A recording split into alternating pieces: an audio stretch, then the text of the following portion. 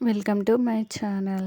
ఈరోజు మన రెసిపీ వచ్చేసండి ఎంతో టేస్టీగా, సింపుల్గా, అలాగే హెల్తీగా మనము రాగి పిండితోటి కేక్ అనేది ప్రిపేర్ చేసుకుందామండి. టేస్ట్ అనేది బాగుంటుంది, ప్లస్ మనకి హెల్త్ కూడా చాలా మంచిదండి రాగి పిండి అనేది.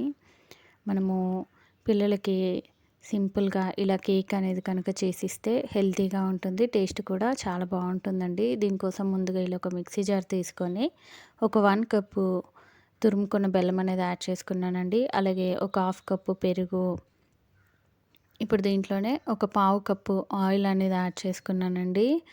ఇప్పుడు ఇలా యాడ్ చేసుకున్న వీటిని ఇలా స్మూత్గా మిక్సీ అనేది పట్టి తీసుకున్నానండి. ఇప్పుడు ఈ మిశ్రమం అనేది పక్కన పెట్టుకొని ఒక బౌల్ తీసుకొని ఒక 1 ½ కప్పు రాగి ఫ్లోర్ అనేది యాడ్ చేసుకోవాలండి. రాగి ఫ్లోర్ యాడ్ చేసుకున్నాక దీంట్లోనే ఒక 1 టేబుల్ స్పూన్ కోకో పౌడర్ అనేది కూడా యాడ్ చేసుకుంటున్నానండి. అలాగే కొంచెం సాల్ట్ అనేది కూడా యాడ్ చేసుకొని ఇప్పుడు దీంట్లోనే ఒక 1 టేబుల్ స్పూన్ బేకింగ్ పౌడరు, ఒక 1/2 టేబుల్ స్పూన్ బేకింగ్ సోడా అనేది యాడ్ చేసుకున్నానండి. ఇలా యాడ్ చేసుకున్నాక ఇప్పుడు ఈ మిశ్రమం అంతా ఒకసారి ఇలా బాగా మిక్స్ చేసుకొని మనము ఇప్పుడు దీంట్లోనే నేనైతే కొంచెం వెనిలా ఎసెన్స్ అనేది కూడా యాడ్ చేసుకున్నానండి. వెనిలా ఎసెన్స్ అనేది కూడా యాడ్ చేసుకున్నాక మనం ఇందాక మిక్సీ పట్టుకున్న మన లిక్విడ్ మిశ్రమం ఏదైతే ఉందో దాన్ని దీంట్లో యాడ్ చేసుకొని మనం ఇలా బాగా మిక్స్ అయితే చేసుకోవాలండి. ఇలా మిక్స్ చేసుకునేటప్పుడు ఇప్పుడు దీంట్లోనే కాచి చల్లార్చుకున్న ఒక 1/2 కప్పు పాలు అనేది నేను యాడ్ చేసుకున్నానండి.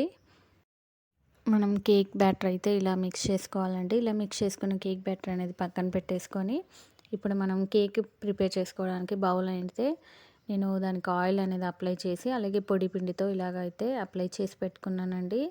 ఇలా పెట్టుకున్న దీంట్లోనే మనం ప్రిపేర్ చేసుకున్న కేక్ బ్యాటర్ అనేది యాడ్ చేసుకొని ఇలా ఒక 2 సార్లు అనేది ట్యాప్ చేసి తీసుకున్నానండి.